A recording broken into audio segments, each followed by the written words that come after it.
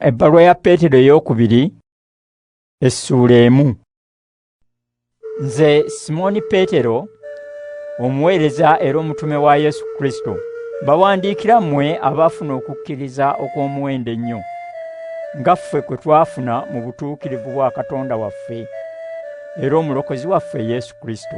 Katonda ayongere okubakwatirwa mmwe ekisa era n'okubawa emirembe, nga mweyongera okumumanya era n'okumanya Yesu Mukama waffe.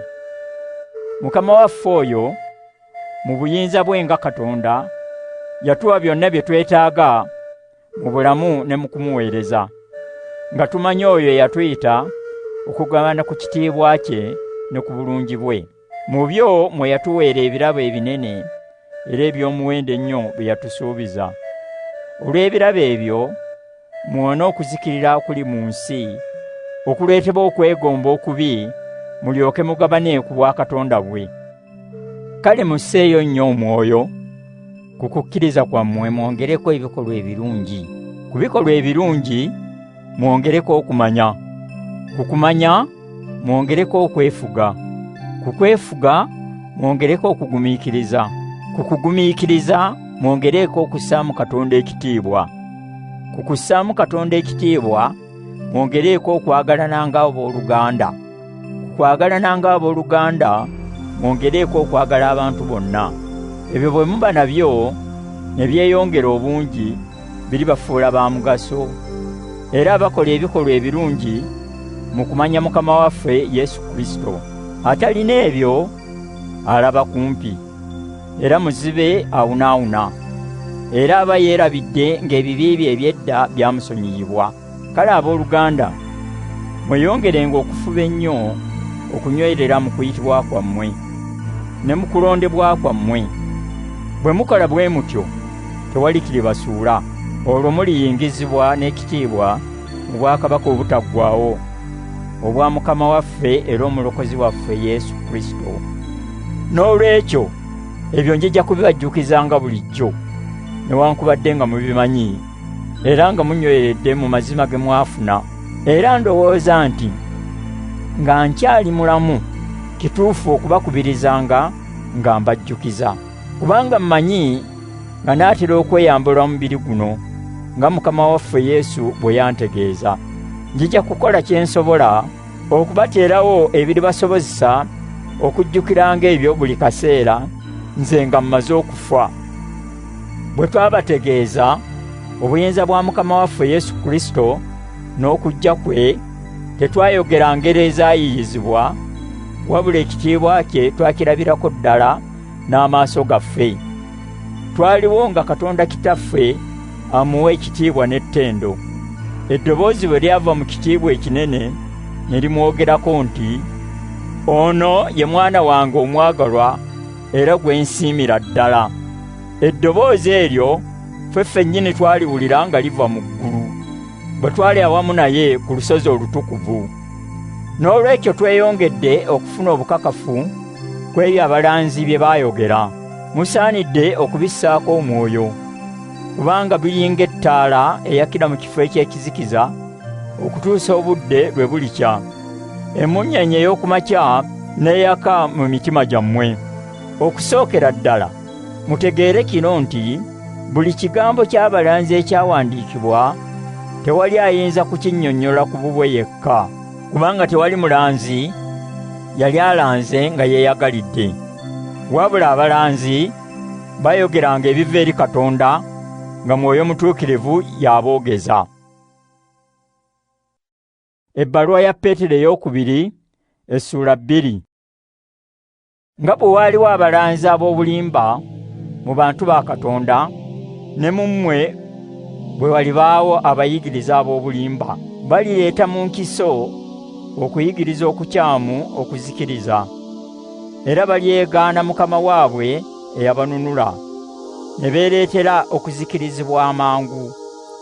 Bangi baligoberera empisa zaabwe embi ez'obukaba, ne bavumaganya ekkubo ery'amazima. Olw'omululu gwabwe balifuna amagoba mu mmwe nga bakozesa ebigambo eby'obulimba. Omulamuzi yamala dda okwetegeka okubasalira omusango okubasinga, era oyo okubazikiriza tasumagira. Katonda teyasaasira bamalayika abaayonoona, wabula yabasuula mu lukonko emagombe n'abasibira eyo mu kizikiza okutuusa lwe balisalirwa omusango. Era teyasaasira nsi ey'edda, wabula yaleeta omujjuzo ku nsi y'abatamussaamu kitiibwa. Noowa eyakubirizanga abantu okuyisa obulungi, Katonda gwe yawonyaawo n'abalala 7. Katonda yasalira ebibuga Sodoma ne Gomora omusango, n'abizikiriza n'omuliro, n'abifuula ekyokulabirako eri abo abatalimussaamu kitiibwa. Yawonya Looti eyali akola ebituufu, era eyali asobeddwa ennyo olw'empisa ez'obukaba ez'abantu ababi. Omuntu oyo eyali akola ebituufu, ebikolwa byabwe eby'obujeemu bye yalabanga ne bye yawuliranga ng'ali mu bo, buli lunaku byamuleeteranga okunyolwa mu mwoyo gwe omulungi. Mukama amanyi okujja mu buzibu abo abassaamu Katonda ekitiibwa, n'okukuuma ababi okutuusa ku lunaku olw'okusalirwako omusango babonerezebwe. Naddala abo abagoberera okwegomba okubi okw'omubiri ne banyooma okufugibwa Katonda. Abayigiriza ab'obulimba abo tebaliiko kye batya, beefaako bokka, tebakwatibwa nsonyi kuvuma bakitiibwa. So newankubadde nga bamalayika be basinga abantu bano amaanyi n'obuyinza, tebabawawaabira mu maaso ga Mukama nga babavuma. Abantu bano balinga ensolo obusolo ezitalina magezi, ezizaalibwa okukwatibwa zittibwe. Bavuma ebintu bye batategeera, nabo balizikirizibwa ng'ensolo ezo, baboneebone nga y'empeera y'ebibi byabwe. Essanyu lyabwe kwe kumala olunaku lwonna mu bisanyusa emibiri gyabwe. Be bantu abakwasa ensonyi era abaswaza bwe beegatta mu mmwe okulya, so nga batiguka mu masanyu gaabwe. Amaaso gaabwe gajjudde obwenzi, tebakkuta kibi. Basendasenda abantu abatali banywevu, emitibo gyabwe gijjudde omululu, baakuzikirira. Baaleka ekkubo ettuufu ne bawaba, ne bakwata ekkubo lya Balamu omwana wa Bewoli, eyayagala okukola ekibi alyoke afune empeera, kyokka n'anenyezebwa olw'ekibi kye. Endogoyi eteyogera bwe yayogera ng'omuntu, n'eziyiza eddalo ly'omulanzi oyo. Abantu abo balinga enzizi ezitali mu mazzi, era ng'ebire ebitwalibwa embuyaga. Ekifo ekibakuumirwa kya kizikiza ekikutte zigizigi.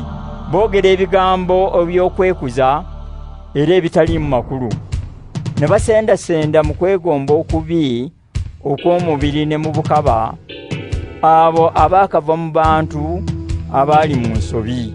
Babasuubiza eddembe, so nga bo bennyini empisa embi zibafuga buddu, kubanga omuntu aba muddu w'ekyo ekimuwangudde.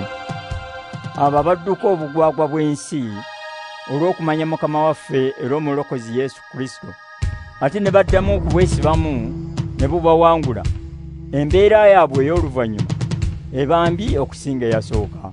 Abantu abo ekyandibasingidde obulungi bwe butamanya kkubo lya butuukirivu, okusinga lwe bamala okulimanya ne balivaamu era ne bava ku biragiro ebitukuvu ebyabaweebwa.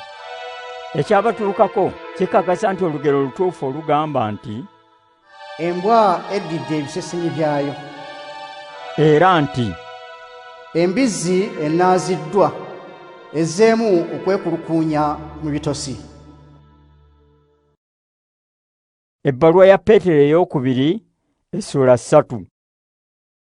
Abaagalwa, kaakano eno y'ebbaluwa yange ey'okubiri gye mbawandiikira. Mu bbaluwa zombi ngezezzaako okubakubiriza okuba n'endowooza eteriimu bukuusa, mulyoke mujjukire ebigambo ebyayogerwa edda abalanzi abatukuvu n'ebiragiro bya Mukama era Omulokozi ebyabaweebwa abatume bammwe. Okusookera ddala Mumanye kino nti mu nnaku ez'oluvannyuma waliwo abantu abagoberera okwegomba kwabwe okubi. Abantu abo balibasekerera mmwe nga bagamba nti, eyasuubiza nti alijja aluwa? Kasookedde bajjajja baffe bafa, ebintu byonna bikyali nga bwe byali okuviira ddala ku kutondebwa kw'ensi. Kino bakyeyisaako bweyisa. Bamanyi nti edda Katonda yayogera bwogezi, eggulu n'ensi ne bitondebwa. Ensi n'ekolebwa ng'eggyibwa mu mazzi era n'eteekebwa wakati waago.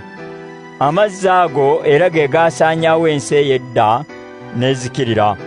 Ekigambo kya Katonda ekyo kyennyini kye kibeesaawo eggulu n'ensi ebiriwo kaakano, ne kibikuuma okutuusa lwe biryokebwa omuliro ku lunaku olw'okusalirako omusango, n'okuzikirira kw'abantu abatassaamu Katonda kitiibwa.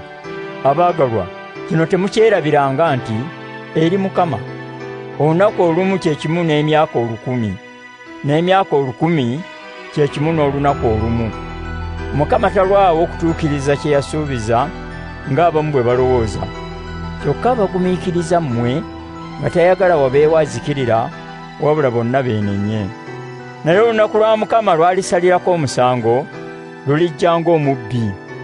Ku olwo eggulu lirivaawo nga liwuuma nnyo, n'ebiririko birisaanusibwa omuliro, era ensi n'ebigikolerwako birisirikka. Obanga ebintu ebyo byonna bigenda kuzikirizibwa bwe bityo, mugwanidde kubeera mutya.